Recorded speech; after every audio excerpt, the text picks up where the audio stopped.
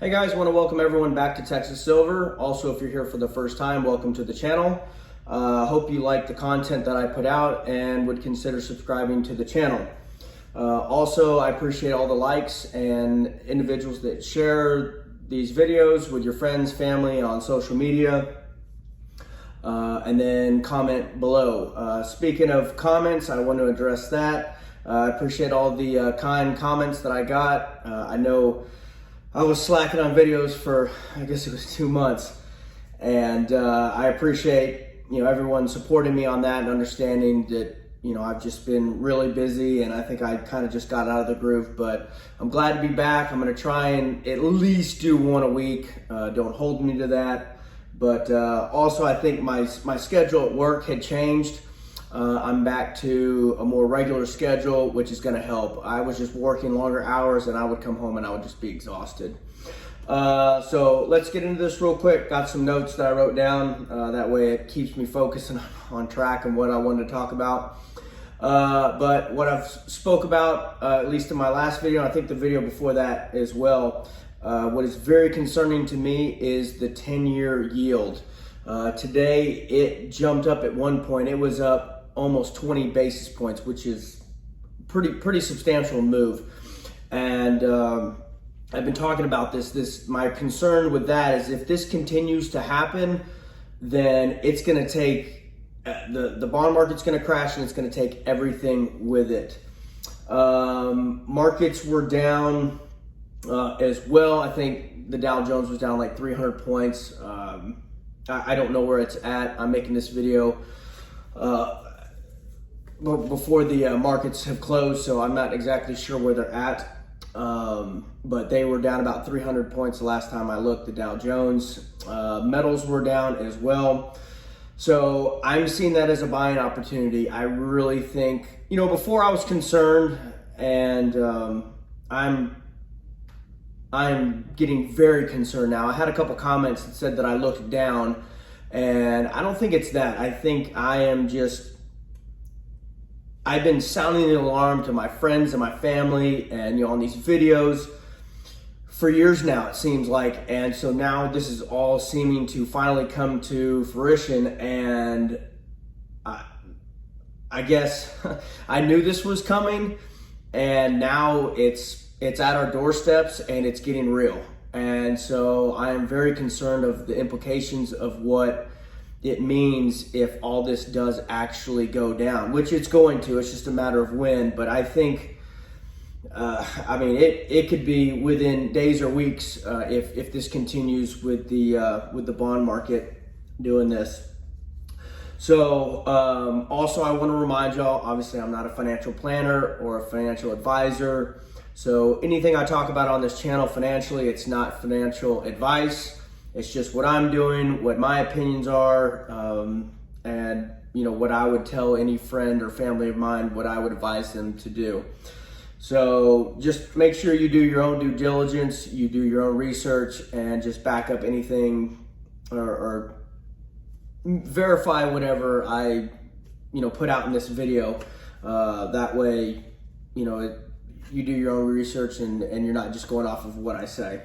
So again, I am going to reiterate, I think it is a very good idea to take out all disposable cash out of the bank, and I would have it on hand or put it into some sort of other asset, gold, silver, security, food, water filtration, first aid, what you need. But I would not have a large amount of cash in there. When all this goes down, banks are going to freeze and you're not going to have access to that cash. So I would definitely get it out of the banking system. Just know that when this happens, banks are going to freeze. You're not going to be able to access your cash. Credit cards, debit cards, you're not going to be able to access anything. So let me ask you this. If you weren't getting paid to go to work, would you go to work? I sure wouldn't. So think about all the jobs and all the services and everything that's going to be affected if the flow of money has completely stopped. So that means trucks, trains, ships, all these modes of transportation that ship our goods are essentially going to come to an end. They're going to stop. So what do they transport? They transport fuel, they transport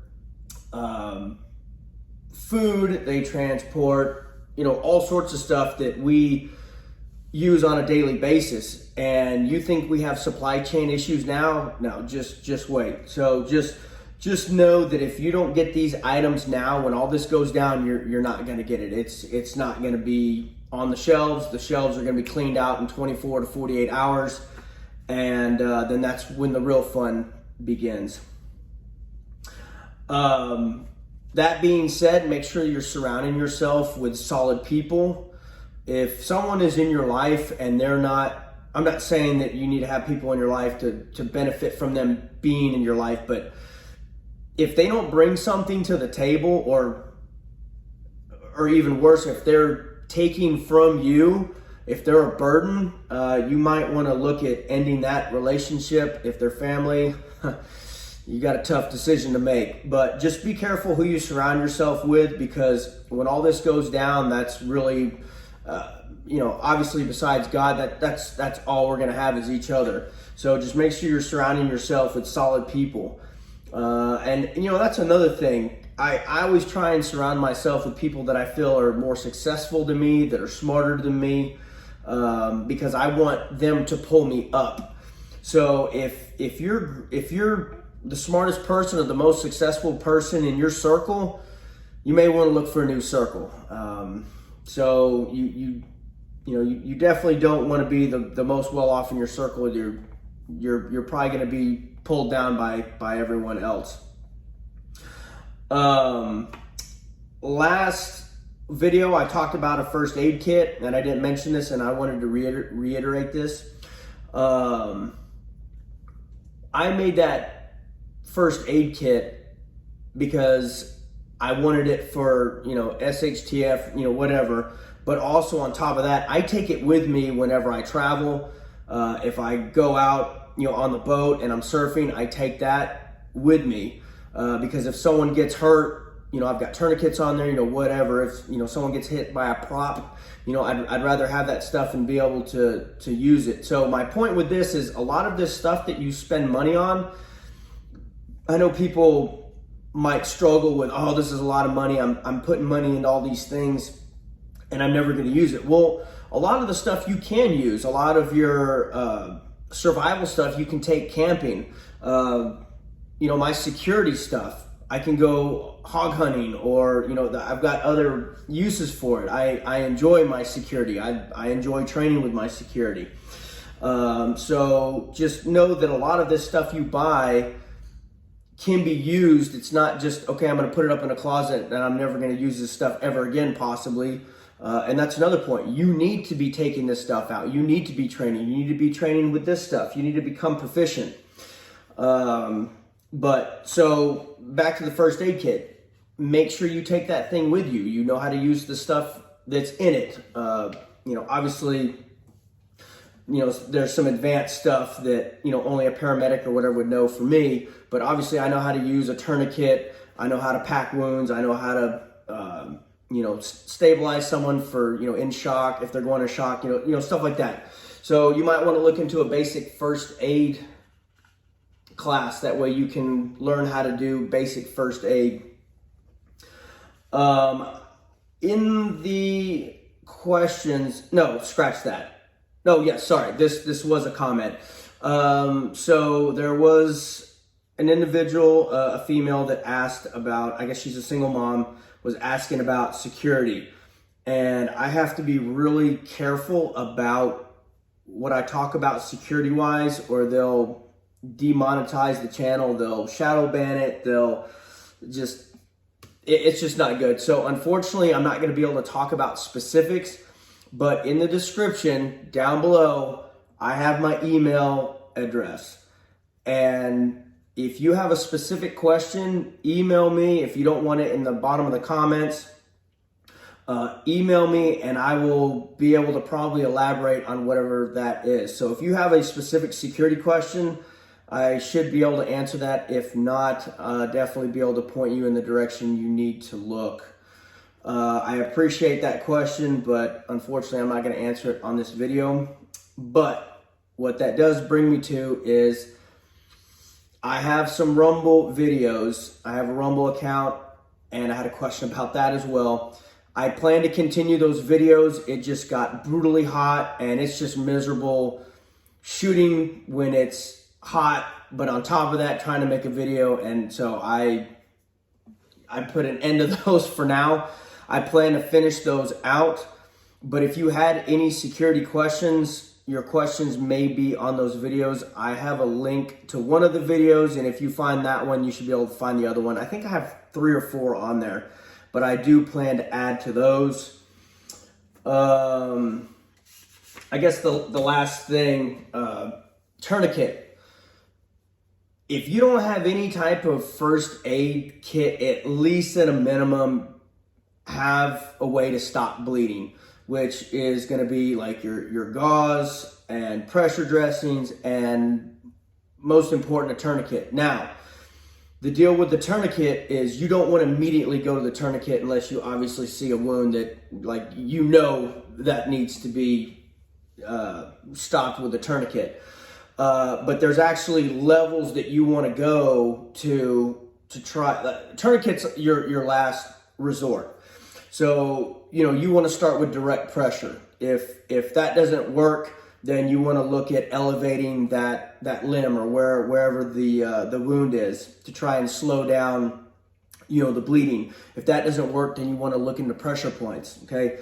If that doesn't work, then yeah, your last resort is going to be using the tourniquet. So that's another thing. You can't just go out and buy all this gear and then just be like, all right, I have it. You know, you need to try and educate yourself. So, but at a minimum, I would have a tourniquet probably in each of your vehicles, and I would have at least 2, because I've heard of cases where one tourniquet doesn't do the job. I don't want this video to get super long. I am going to try, like I said, to at least put out 1 a week, and I'll probably keep them shorter. That way it's easier for me. And that's another thing. I'm out in the boonies, ladies and gentlemen. So sometimes it takes me 2 hours to upload these videos, and that's a lot of my time. And so, and that's what I was trying to say on the last video is people that don't make this content, they don't realize how much time goes into it. So if I make, say, a 15-minute video, you know, I've had to, you know, write my notes, get all that together. You know, I set up, you know, my props or whatever. And, you know, I think about or do research if I'm going to talk about a certain topic. You know, all that time goes into this, and then there's the uploading, and then I have to edit it. So a 15-minute video could take 4 or 5 hours of my day. So, and I think most of y'all realize that and have been patient, but just to let y'all know that it's not as easy as just set up a camera, hit record, boom, there's your video upload, and it's good. So, but anyways, enough about that. I appreciate everyone being here, for all the support, the comments. Again, my email is down below if you want to send me an email just to say hi or to ask a specific question. I will definitely try and get back to you in a timely manner. I guess that's it. I'm going to leave it there. God bless. Stay safe.